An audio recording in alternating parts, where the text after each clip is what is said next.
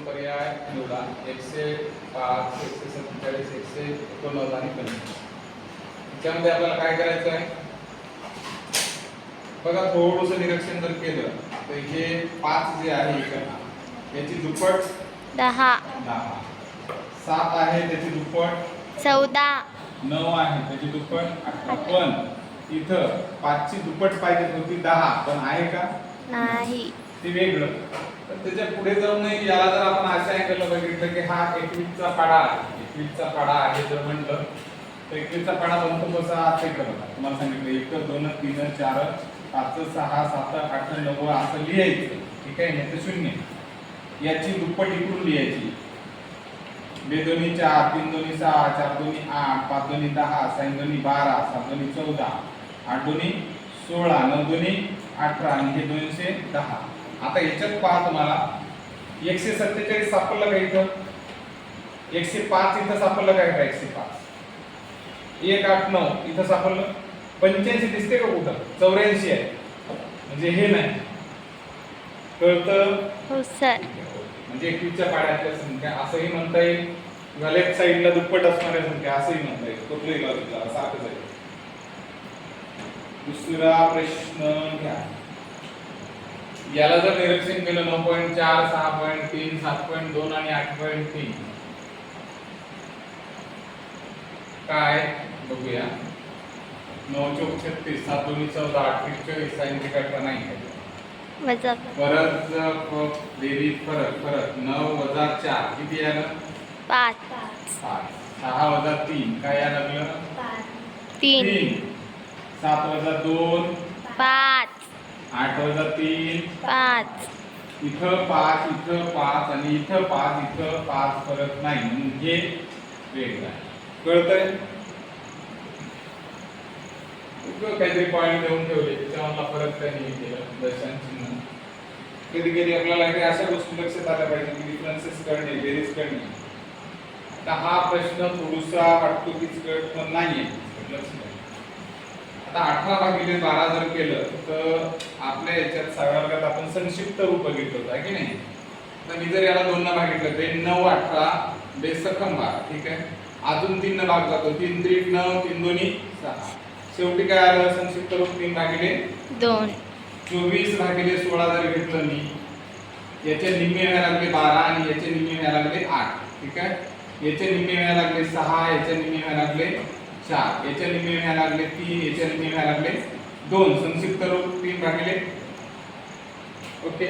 आता याचे 6/4 जे आहे याचे निम्मे काय व्हायला लागलं? 3, याचे निम्मे व्हायला लागलं 2. 3/2 सगळीकडे 3/2. आता 36/18 जर बघितलं तर 18 1 18 आणि 18 च्या 18 दोन्ही 36. तर 2/1 या म्हणजे 3/2 3/2 3/2 पण इथं 2/1 आहे. म्हणून याचं उत्तर काय चुकीचं आहे? 36/18 हे वेगळं गटात न बसणार. लक्षात येते? त्यानंतर बघा आता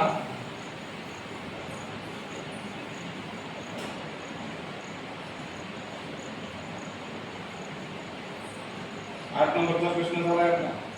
आता बघा 9 नंबरचा प्रश्न. गटात न बसणारी संख्या 6 4 8 7 4264 1436 7537. करा विचार. डोकं चालवा थोडंसं. काय सांगायचंय? काय करायला लागेल तिथं? कोण सांगायचं?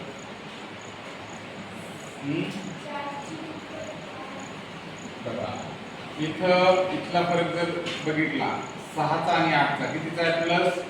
+2. आणि इथं 4 आणि 7 याच्यातला फरक कितीचा आहे? 3चा. इथं 4 आणि 6 मधला फरक 2चा. 2 आणि 4 मधला फरक 2चा. +2 +2. इथं 1 मध्ये 3 जाण्यासाठी 2, 4 पासून 6 पर्यंत जाण्यासाठी 2, 7 मधून 9 पर्यंत जाण्यासाठी 2, 5 पासून 7 पर्यंत जाण्यासाठी 2. फक्त प्रॉब्लेम इथं तयार झाला की 4 पासून 7 पर्यंत जाण्यासाठी 3 हा डिफरन्स 2 पाहिजे होता म्हणजे हे वेगळा. कळतंय? अल्टरनेटिव्ह नंबरचा फरक 2 न पुढे आहे आणि ते 1 नंबर 1 सोडून आहे. कळतंय? त्याच्या नंतरचा प्रश्न घ्या. 3 2 4 406 729 567 काय येतं? बघा जर आपण 32 घेतलं हे 32 ला जर 4 न बघितलं 4 8 या 4 न या 32 ला भागलं 32 ला 4 न 4 8 32 झालं हे 40 आहे या 40 ला पुढच्या 6 न भागितलं 6 7 42 नाही या ओके हा भागाकार बरोबर येते 72 जर घेतलं मी नवी 8 72 ठीक आहे आणि इथून 56 आहे 7 8 56 सगळ्यांचा भागाकार एक्झॅक्टली 8 आहे एक्झॅक्टली 8 इथे बघा 6 35 6 6 36 6.36 पुढे आले 4 इथं अपूर्णांकात चालला म्हणजे प्रश्न येईल झाला हे चुकीचं आहे कळतंय त्यानंतर बघा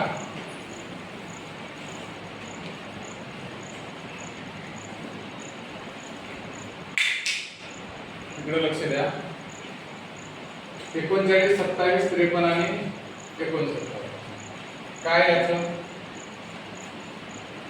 3 आणि 9 किती यायला लागले याच्यातलं जर 53 बघितलं असेल तर ही कोणती संख्या आहे मूळ मूळ संख्या आणि बाकीच्या सगळ्या कोणत्या आहेत संयुक्त संयुक्त संख्या कारण याला जास्त पाड्याने भाग जातो 3 न 1 न 39 न याला तसं 3 न म्हणजे आपण जे सांगितलं होतं मूळ संख्येला फक्त दोनच नाही का मुलं असतात 1 आणि स्वतः 53 याच पाड्यात येतात बाकीच्यांना जास्त आहे म्हणून ते संयुक्त संख्या ते 1 च्या पाड्यात येते 3 च्या पाड्यात येते त्यानंतर नाही 39 च्या पाड्यात यायला लागलं म्हणजे 4 आहे 3 आहे म्हणजे विषय संपला त्याचा ती संयुक्त मध्ये तिथं 9 3 27 27 27 1 चा पाडा इथे 3 या लागले इथे या लागलं 3 चा काहीतरी येतं 1 चं काहीतरी येतं 6 69 तर हे पण जास्त म्हणजे म्हणायचं काय आहे की भागाकार जास्त याच्यात म्हणजे जास्त पाडे येतात ही मूळ संख्या